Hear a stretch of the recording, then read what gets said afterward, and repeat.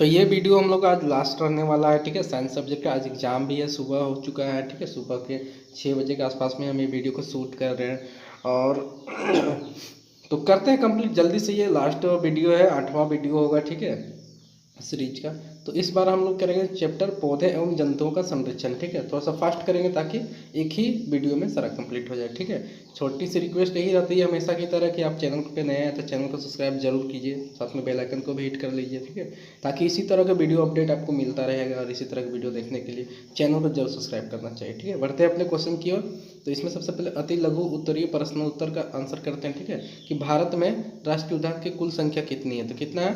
77 है। Next question हम लोग का, बेतला राष्ट्रीय उद्यान झारखंड में किस जिले में स्थित है? तो पलामू जिले में स्थित है, ठीक है, बेतला। दलमा अभ्यारण्य किस जिले में अवस्थित है? तो वो पूर्वी सिंहभूम में स्थित है, ठीक है।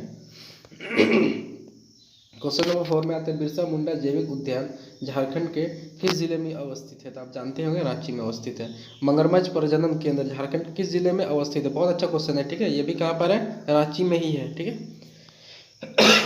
सॉरी, ये रांची में कहाँ पर है? यहीं पर है, ठीक है, बिरसा मुंडा उद्यान में ही है ना। जब कभी जो घूमने जाएंगे तो आप देखेंगे वहाँ पर है। झारखंड में किस जिले में बाघों के लिए संरक्षित वन स्थित है? ठीक है, तो बाघ के लिए अलग से वन संरक्षित दिया गया, तो लातेहार में ऐसा है, ठीक है।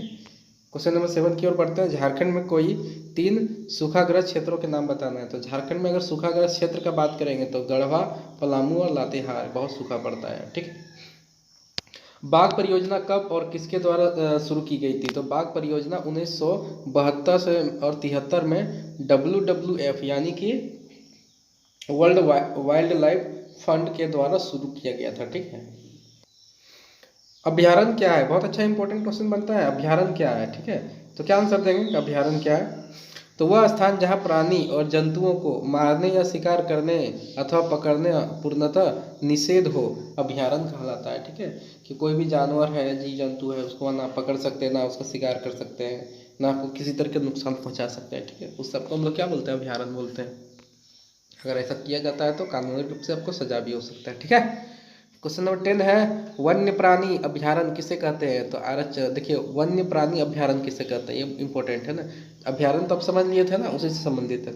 आरक्षित वन की तरह ही कुछ ऐसे क्षेत्र हैं जहां वन्य प्राणी जंतु सुरक्षित और संरक्षित रहते हैं, इन्हें वन्य प्राणी अभ्यारण्य कहते हैं, ठीक है। ये क्वेश्चन हो गया। आगे है, किन्हीं 2 वन्य अभ्यारण्यों के नाम बताना है। तो दलमा वन्य जीव अभ्यारण्य पूर्वी सिंहभूम, उसके बाद पंचमंडी वन्य प्राणी अभ्यारण्य मध्य प्रदेश है ना। तो 2 हम लोग का है। आगे है, संकटपन्न जंतु किसे कहते हैं? ठीक है, तो संकट उत्पन्न जंतु किसे कहते हैं? वे जंतु जिनकी संख्या एक निर्धारित स्तर से भी कम होती जा रही है, ठीक है, और वे विलुप्त हो सकते हैं, ऐसा तादार पे पहुंच गए, कागार पे पहुंच गए, संकट उत्पन्न जंतु कहलाते हैं, ठीक है। रेड डाटा बुक क्या है? बहुत इंपॉर्टेंट है, आपको 12th क्लास तक इसको मिलेगा पढ़ने को। तो रेड डाटा पुस्तक वह पुस्तक जिसमें सभी संकट उत्पन्न जो स्पेसीज हैं, जीव जंतु हैं, का रिकॉर्ड रखा जाता है। पौधे, जंतु और अन्य स्पेसीज के लिए अलग अलग रेड डाटा बुक होता है, ठीक है। राष्ट्रीय उद्यान क्या है? तो वन्य जंतुओं के लिए आरक्षित क्षेत्र जहाँ वह स्वतंत्र, स्वतंत्र मतलब निवार्द, निवार्द मतलब क्या होता है? कोई भी बाउंड्री वगैरह नहीं है, ठीक है, रूप से आवास व प्राकृतिक संसाधन का उपयोग कर सकते हैं, उन्हें राष्ट्रीय उद्यान कहते हैं, ठीक है। सारे ये क्वेश्चन इंपॉर्टेंट है, आपको ना ये सब याद रखना होना चाहिए। आगे है, किन्हीं 2 राष्ट्रीय उद्यानों के नाम बताना है, ठीक है। बेतला राष्ट्रीय उद्यान पलामू, सुंदरवन राष्ट्रीय उद्यान पश्चिम बंगाल, ठीक है। ये नेक्स्ट हम लोग बढ़ते हैं। हमें जैव विविधता का संरक्षण क्यों करना चाहिए? तो हमें हमारी जैव विविधता को बचाना चाहिए, क्योंकि एकल जीवन का पृथ्वी पर अस्तित्व संभव नहीं है। जैव विविधता के कारण ही पृथ्वी पर जीवों के संतुलित बना रहता है। देखिए समझिए इसमें क्या रहा है, ठीक है, कि जैव विविधता का कारण क्या है? तो मान के चलो सिर्फ रहना चाहे कि नहीं, सिर्फ मनुष्य ही रहेगा इस पृथ्वी में, बाकी जितने भी जीव जंतु उसको नहीं रहने देंगे, मार के हटा देंगे, ठीक है। अगर ऐसा करने की कोशिश करते हैं तो हम लोग भी नहीं रह पाएंगे, क्योंकि हम लोग जानते हैं कि सब एक साइकिल में चलता है, ठीक है। मान के पेड़ को हटा देंगे तो क्या हम लोग सांस ले पाएंगे? नहीं ले पाएंगे, क्योंकि पेड़ ही है जो क्या करती है, कार्बन डाइऑक्साइड गैस को ऑक्सीजन गैस में बदलती है ना। तो इस तरह हम लोग एक दूसरे से जुड़े हुए हैं, संतुलन बनाए हुए हैं। इसीलिए हम लोग को जरूरी है कि जैव विविधता, जैव मतलब जीव जंतु की विविधता, मतलब अलग अलग तरह के जीव जंतु जो पृथ्वी में है वो बने रहने चाहिए, ठीक है। इसलिए हम लोग क्या करते हैं, बहुत सारी चीज़ों का संरक्षण करते हैं। आगे है, कुछ आदिवासी वन जंगल पर निर्भर करते हैं। कैसे? आदिवासी लोग वन में या वनों के निकट रहने वाले लोग होते हैं। ये लोग अपनी प्रत्येक आवश्यकता की पूर्ति वन से प्राप्त उत्पाद से करते हैं, ठीक है। इस प्रकार हम कह सकते हैं कि कुछ आदिवासी वनों पर निर्भर करते हैं, ठीक है। समझ में आ गया?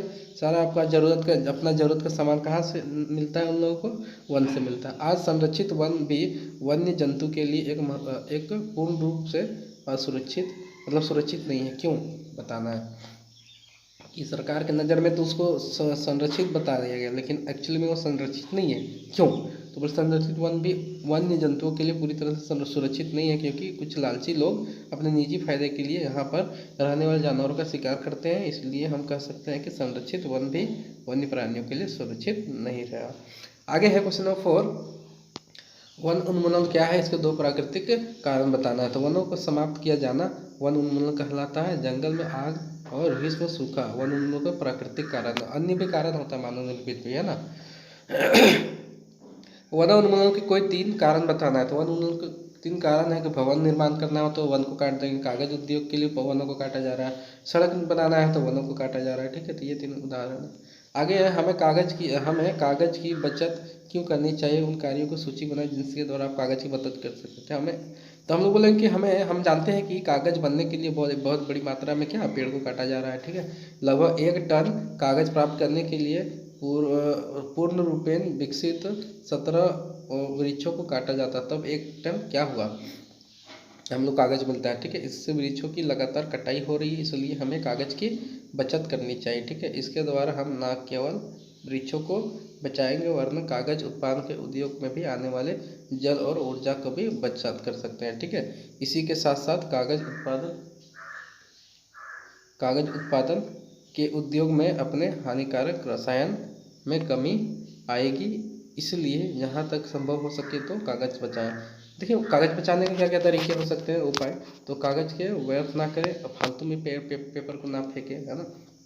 प्रत्येक विद्यार्थी को 1 दिन में कम से कम पन्ने का कागज को बचाना ही चाहिए, ठीक है। अगर आपको लिखना है 4 पेन में तो कोशिश करें कि उसको 3 पेज में ही कैसे हटाएं।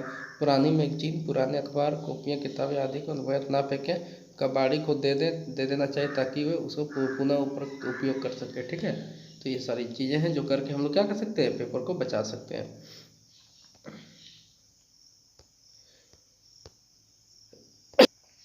अगला क्वेश्चन है कि वन उन्मूलन से वर्षा दर किस प्रकार कम हुई है, समझाएं। तो बताना वन उन्मूलन के कारण क्या हुआ, वर्षा दर में कमी आई, क्योंकि पौधे द्वारा कार्बन डाइऑक्साइड के इस्तेमाल में कमी आई है, जिससे वायुमंडल में CO2 की मात्रा वृद्धि हो गई। चूँकि कार्बन डाइऑक्साइड पृथ्वी और द्वारा उत्सर्जित उष्मा विकिरणों को अवशोषित कर लेती है, और इसकी मात्रा में वृद्धि के कारण विश्व में उष्मन होता है, ठीक है। ग्लोबल वार्मिंग होता है, और पृथ्वी का ताप बढ़ने के कारण जल चक्र संतुलित बिगड़ जाता है, ठीक है। वर्षा की दर में भी कमी आती है। कितना अच्छा लिखा हुआ है ना, कि लिखा हुआ है कि देखिए, पेड़ पौधा काट देंगे तो पेड़ पौधा क्या करता है, कार्बन डाइऑक्साइड गैस को सोखता है और उसको ऑक्सीजन में बदलता है, यही करता है ना। जानते होंगे, है ना, पढ़े होंगे 7th क्लास में। तो अगर पेड़ ही नहीं रहेगा तो कार्बन डाइऑक्साइड जितना भी हम लोग बना रहे हैं फैक्ट्री से, हम लोग खुद सांस को छोड़ते हैं तो कार्बन डाइऑक्साइड, ठीक है, गैस, मतलब कुछ मोटरसाइकिल वगैरह चलता है उसका गैस जो निकलता है धुआं, उसमें भी कार्बन डाइऑक्साइड और बहुत बहुत तरीके से कार्बन डाइऑक्साइड निकलता है। तो उसको जो ऑक्सीजन में बदलने की प्रक्रिया वो पेड़ कर सकती है, और वो पेड़ है नहीं तो फिर कौन करेगा? तो नहीं करेगा तो कार्बन डाइऑक्साइड वातावरण में तैरता रहेगा, ठीक है। और कार्बन डाइऑक्साइड के साथ एक प्रॉब्लम है कि क्या करता है, ये गर्मी को सोख लेता है, ठीक है, और उसको अपने पास रख लेता है। इससे कारण क्या हो रहा है कि हम लोग को ग्लोबल वार्मिंग हो रहा है, ठीक है। हम लोग का जो विश्व है उष्मन हो रहा है, गर्म हो रहा है धीरे धीरे। तो गर्म होगा तो हम लोग का पूरा जो है ना जल चक्र को प्रभावित कर देता है, वर्षा सही से नहीं होगा, ठीक है। तो यही कारण है। आगे बढ़ते हैं लोग, वन उन्मूलन के कारण उनके प्रभाव क्या क्या है, ठीक है। तो देखते हैं वन उन्मूलन के कारक और उनके प्रभाव क्या क्या है, तो हम लोग समझते हैं। वन उन्मूलन है ना, वन उन्मूलन का अर्थ है कि वनों को समाप्त करने पर प्राप्त भूमि का अन्य कार्यों के लिए उपयोग करना, ठीक है। समझ में आ गया कि वन उन्मूलन क्या होता है कि जो वन को काट देंगे, जंगल को पूरा साफ कर देंगे, वहाँ किसी और चीज़ का निर्माण करवा देंगे, ठीक है। तो वन उन्मूलन कहलाता है। वन उन्मूलन के निम्नलिखित कारक है। क्या कारण है? कृषि के लिए भूमि प्राप्त करना, या तो खेती बाड़ी के लिए काट देंगे जंगल को, घर एवं कारखाना का निर्माण कर लेंगे, फर्नीचर बनाने के लिए अच्छा लकड़ी ईंधन के रूप में प्रयोग कर लेंगे, ठीक है। तो ये कारण है कुछ, ठीक है, ये कारक है। प्रभाव क्या है? पृथ्वी का ताप बढ़ रहा है, इसके कारण प्रदूषण के स्तर में वृद्धि हो गई है, भूमि जल स्तर में भी गिरावट आ गई है, ठीक है, भूमि की उर्वरकता में कमी आ रही है। इसके कारण बाढ़ तथा सूखे जैसे प्राकृतिक आपदाएं बढ़ गई हैं, संभावनाएं बढ़ गई हैं, ठीक है। तो ये सारा चीज़ें बहुत इंपॉर्टेंट क्वेश्चन है 4 नंबर, ठीक है। अब देखिए चिड़ियाघर और अभ्यारण्य में क्या अंतर होता है, स्पष्ट करना है। तो देखिए चिड़ियाघर और अभ्यारण्य में क्या अंतर होता है। मानव द्वारा निर्मित वे कृत्रिम आवास जिसमें विभिन्न प्रकार के जीव जंतु को रखा जाता है, चिड़ियाघर कहलाता है। अभ्यारण्य वह क्षेत्र जहाँ जंतु एवं उनके आवास किसी भी प्रकार से क्षोभ से पूरी तरह से सुरक्षित रहते हैं, ठीक है। दूसरा पॉइंट क्या बोलेंगे? चिड़ियाघर में वन्य प्राणी अपनी इच्छा से भ्रमण नहीं कर सकते, उसमें अधिकतर जीव पिंजरे में कैद होते हैं, ठीक है। अभ्यारण्य जंतु को एक ऐसे प्राकृतिक आवास प्रदान कराता है जिससे कोई भी जीव अपनी इच्छा से भ्रमण कर सकता है। इसमें से जीव किस प्रकार के नहीं होता है, ठीक है, ये चीज़ें। आगे देखिए चिड़ियाघर और अन्य प्राणियों के लिए अधिक आरामदायक स्थान नहीं होता है, लेकिन अभ्यारण्य वन्य प्राणियों के लिए क्या होता है? एक आरामदायक और सुरक्षित आवास होता है, ठीक है। इसी के साथ में हम लोग पूरा साइंस कंप्लीट कर चुके हैं, एक पूरा सीरीज हम आपको दी है, ठीक है। यहाँ तक अगर आप देख रहे हैं, पूरा देख रहे हैं, ठीक है। आज आपको देखने में वीडियो थोड़ा सा अजीब लगा होगा, कि थोड़ा सा मेरा भी तबीयत खराब है, ठीक है, तो इस वजह से थोड़ा सा अच्छे से नहीं बन पाया, बट कोशिश की है कि आपको सारा वीडियो दें, है ना। आपको सारा वीडियो हम पूरा कर चुके हैं। अब हम लोग नेक्स्ट जो है इंग्लिश है, इंग्लिश की तैयारी में लगेंगे, ठीक है। तो मैथ्स का आपको करवा दिए तैयारी, साइंस का करवा दिए तैयारी, ठीक है। अब नेक्स्ट हम लोग तैयारी किस चीज़ का करेंगे जी? हाँ, हम लोग करेंगे इंग्लिश का, ठीक है। तो आपको आज से ही वीडियो मिलना शुरू हो जाएगा, रात में आपको वीडियो पहला वीडियो मिल जाएगा, ठीक है। और चैनल को अभी तक सब्सक्राइब नहीं किया तो प्लीज़ सब्सक्राइब कीजिए, शेयर कीजिए, ठीक है। सब्सक्राइब करवाने में मदद कीजिए, ठीक है। मिलेंगे हम लोग नेक्स्ट वीडियो में, तब तक के लिए जय हिंद।